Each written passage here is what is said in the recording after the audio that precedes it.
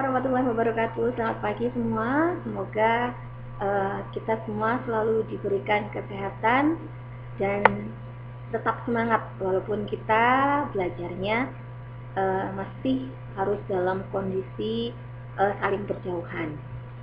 Oke, hari ini kita masih akan melanjutkan pembahasan kita tentang statistika, ya.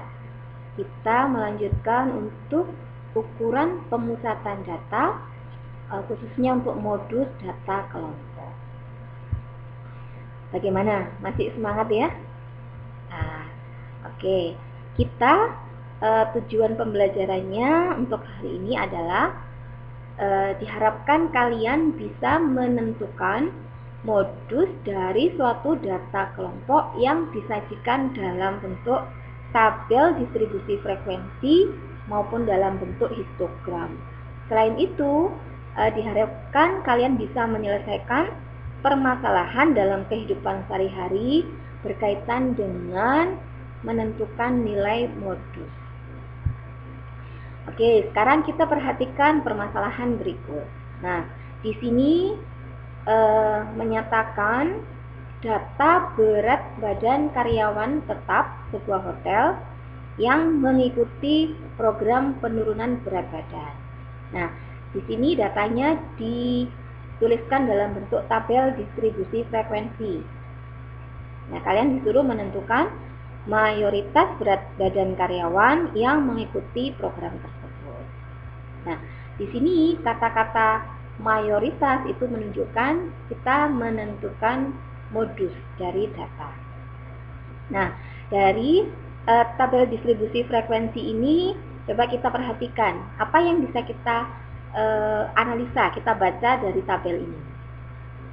Ya, tabel menunjukkan berat badan dalam ini ukurannya kilogram, ya.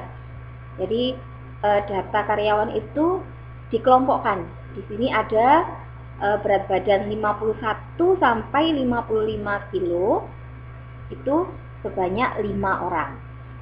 Untuk yang berat badannya 56 sampai 60 kilo itu ada 6 orang. Demikian seterusnya sampai kelas terakhir. Nah, kalau menentukan nilai modus untuk data tunggal kemarin masih ingat enggak? Nilai modus adalah nilai satu yang paling sering keluar, begitu ya. Nah, demikian juga untuk data kelompok. Nah, di sini berarti yang frekuensinya paling besar yang kita lihat. Oke, kita lihat sekarang rumusan atau prosedur untuk menentukan nilai modus dari data kelompok. Nah, di sini kita gunakan MO sama dengan TB ditambah D1 per D1 plus D2 dikali P. Nah, di sini MO menunjukkan nilai modus, TB itu tepi bawah kelas modus, D1 adalah selisih frekuensi kelas modus dengan kelas sebelumnya, D2 adalah selisih frekuensi kelas modus dengan kelas sesudahnya, dan P itu menunjukkan panjang interval kelas. Nah, dari analisa kita tadi, dari menganalisa tabel tadi, kita kan lihat frekuensi tertingginya dulu. Ya, di sini adalah 27. Nah, menunjukkan bahwa kelas modus itu berada pada kelas keempat. Di sini berat badannya 66 sampai 70 kilo, frekuensinya adalah 27. Nah, untuk tepi bawah kelas itu adalah batas bawah kelas modus dikurangi dengan 0,5. Di sini berarti 65,5. Untuk D1 adalah selisih frekuensi kelas modus dengan kelas sebelumnya. Di sini berarti 27 dikurangi 14, ya ketemunya 13. D2-nya adalah selisih frekuensi kelas modus dengan kelas sesudahnya. Ini 27 dikurangi dengan 21. Jadi D2-nya adalah 6. Untuk panjang kelas. Nah, untuk panjang kelas kita bisa hitung satuannya. Jadi 51 sampai 55. 51, 52, 53, 54, 55. Nah, itu menunjukkan panjang kelas. Ada 5 satuan, ya. Atau kita lihat dari selisih dari batas bawah kelas. Nah, di sini kita perhatikan batas bawah kelas pertama dengan kelas kedua. Ini selisihnya berapa? Selisihnya adalah 56 dikurangi 51 ketemu 5. Atau dari batas atasnya juga bisa. Jadi 60 dikurangi 55 ketemunya adalah 5. Nah, itu cara menentukan panjang interval kelas. Nah, setelah itu kita masukkan ke rumusan nilai modus, yaitu tepi bawah kelas ditambah dengan D1 per D1 plus D2 dikali panjang interval kelas. Nah, di sini tepi bawahnya tadi 65,5 ditambah 13 dibagi 13 plus 6 dikali dengan panjang kelasnya 5. Nah, kita akan memperoleh 65,5 ditambah 3,42 dan diperoleh nilai modus adalah 68,92 kg. Nah, bagaimana?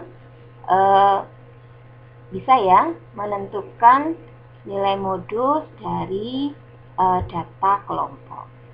Yang penting kita semangat, kita teliti dan cermat dalam hitung, insya Allah bisa. Nah, itu tadi untuk menentukan nilai modus untuk data kelompok yang disajikan dalam bentuk tabel distribusi frekuensi. Bagaimana jika datanya berupa histogram seperti ini? Ya, kita analisa dulu. Histogram itu menunjukkan adalah tepi kelas dan frekuensinya. Jadi kelas pertama di sini ditunjukkan ini yang paling kiri ini frekuensinya adalah 2. Kelas kedua berarti frekuensinya 5 dan seterusnya. Nah, untuk menentukan nilai modus sama kita cari dulu frekuensi yang paling banyak atau paling tinggi kalau di histogram ini. Nah, di sini berarti frekuensinya yang kita lihat adalah 12 ya, pada kelas ke 1, 2, 3, 4. Kelas keempat dengan frekuensi 12. Nah, tadi untuk menentukan nilai modus bagaimana? Ya, tepi bawah kelas modus. Nah, ini sudah terlihat. Jadi dari histogram ini sudah terlihat bahwa tepi bawahnya adalah 44,5. Terus D1-nya apa? Selisih 12 dengan 8. Untuk D2 berarti selisih 12 dengan panjang kelasnya dari sini. Jadi tepi bawah kita lihat di sini kita selisihkan atau kita kurangkan. Jadi 34,5 dikurangi 29,5. Itu menunjukkan panjang kelas. Nah, prosedur yang sama kita lakukan untuk menyelesaikan nilai modus data kelompok yang ditampilkan dalam bentuk histogram. Nah, untuk lebih jelasnya nanti kalian masuk ke Google Classroom, kalian akses untuk LKPD 2. Di situ ada penugasan untuk diskusi kelompok. Di situ ya, silakan berdiskusi, mengeksplor semua bahan ajar yang ada. Semoga apa yang dia disampaikan bisa bermanfaat untuk semuanya. Tetap semangat. Kita ketemu lagi di pembahasan berikutnya. Wassalamualaikum warahmatullahi wabarakatuh.